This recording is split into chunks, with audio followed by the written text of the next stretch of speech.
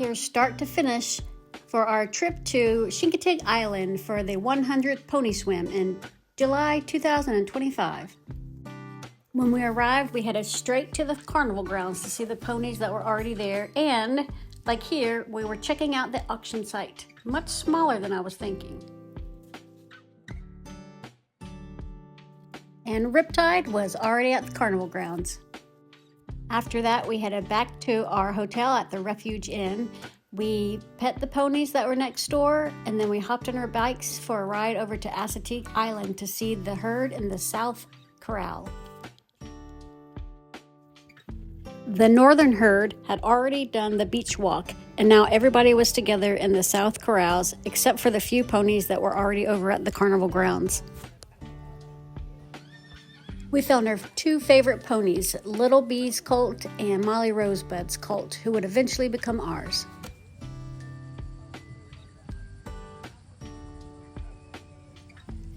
The next morning, they moved the ponies that they deemed not able to swim or too weak to swim over to the carnival grounds, and that's where our favorite Molly Rosebud's colt was, so we went for a visit.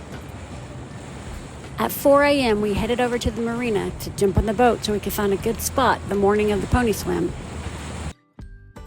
We looked out and found a last-minute listing on Facebook for someone with a boat available. They brought us over to a little area right on Chincoteague Island where we would get a good view of the horses running up right before they went in to swim. Let's listen as they go by.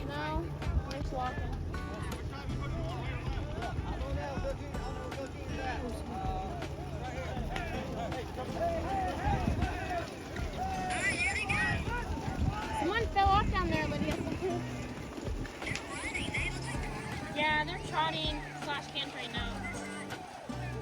/ cantering. Can you see Little Bee?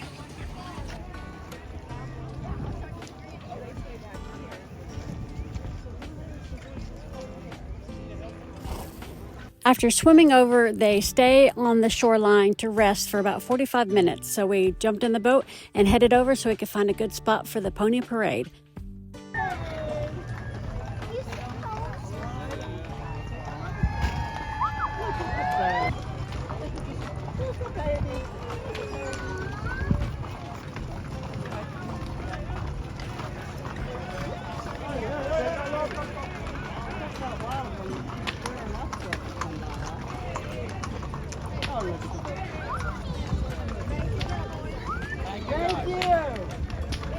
Thank you, sir.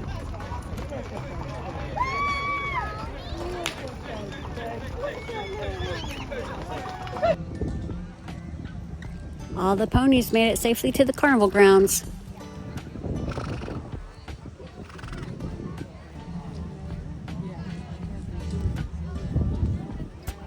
Part was sectioned off where the smaller babies and the ones that didn't swim over were.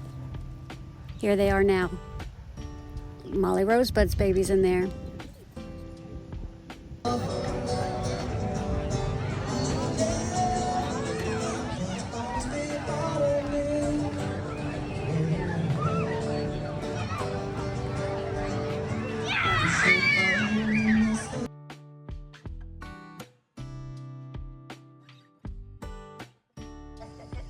This was bright and early, the day of the auction. We wanted to make sure we got a good spot so we could bid on our favorite ponies.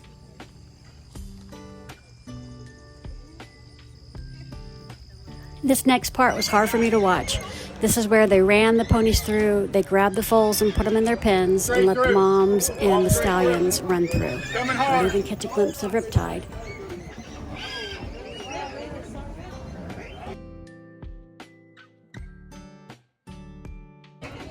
It's auction time, and our favorite was number 32, and it felt like an eternity for them to get to colt number 32. All right. Black Pinto colt. At the beginning, there were bids coming out from everywhere. He was definitely one of the more popular ones at the auction that day. We had a really high budget, but after seeing one of the foals go for $50,000, that wasn't a buyback. I literally started tearing up thinking it really was going to go higher than even I was willing to spend.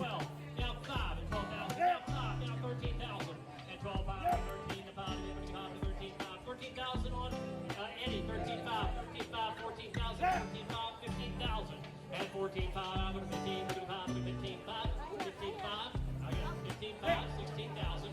As the bidders started to drop out, eventually it came down to me and one other. And I had already been warned that there was somebody on the island that really wanted this pony, and they were rooting for that person. You can actually see how they pushed him over to that area where the other bidder was because they were so hopeful that person was going to get him. 20,000. On the one hand, I felt bad, but on the other hand, he was my dream pony too. So we both had a shot. 20,500 where? 20,500, 21,000. 21,000. Get it right? I got 21,000. Whoa. Roe and David got 21,000. Watching this back, I just absolutely adore my daughter sitting there to the left of me, watching me the whole time. My other daughter was to the right, and they were just as nervous as I was. 23,000. 23,000. 23,500. 24,000. 24,000. 24,000. 24,000. Go ahead. 23,000. 24,000. 23,500 bid. 24,000. 24,500. 24,500. 25,000. I'll take 7. 25,000. 24,700 bid. 25,000. 25,000. I'm pretty sure I was literally shaking at this point because I wasn't going to go much higher, if any, than this. And it felt like eternity before he said, sold. 25,000, 25,000 bid, 25,200. Anyone at 25,000 bid, 25,200. I have sold it.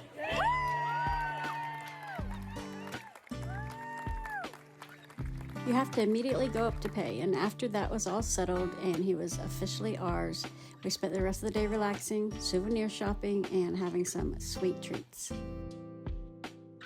I cringed watching them put him on the trailer. That's why this clip is so short, because it was so chaotic for him. For the last 2 days, 3 days, everything had been so chaotic and scary. And as soon as they loaded him up, we pulled away as fast as we could and just stopped. And we just let him stop and just be. We didn't rush him, we didn't pet all over him, we let him come to us, and we were just calm and quiet, letting him decompress a little bit after all of the day's activities. We had a 5-hour drive until our layover stop, which we found the perfect Airbnb that had a barn. We could back right up, took him out into the stall. He had neighbors, and they had a great house there. We couldn't have asked for a better experience with our layover.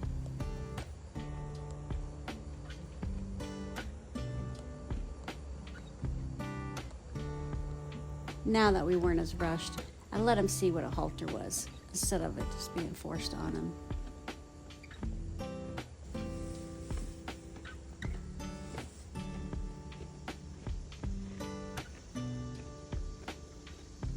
I let my daughter walk him out of the stall in the morning when it was time to go, and we anticipated it being a fight to get him in the trailer, but it wasn't.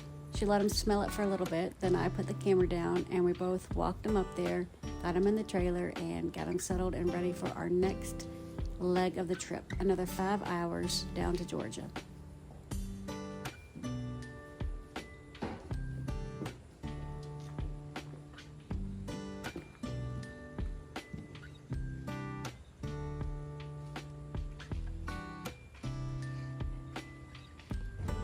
Oh, I found his itchy spot. Oh, it's so nice. Oh, he loves it. He loves his itchy spot. Oh.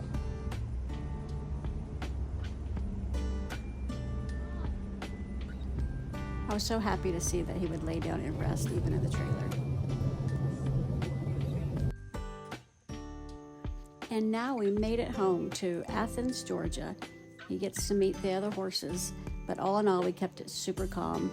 We had a stall all set up before our trip and did the remaining things to get it all perfect for him, and just gave him a calm, relaxing evening. As much as we wanted to be excited and have a ton of people rubbing all over him, that's not what he needed. He needed some days to decompress. Welcome home, Caspian.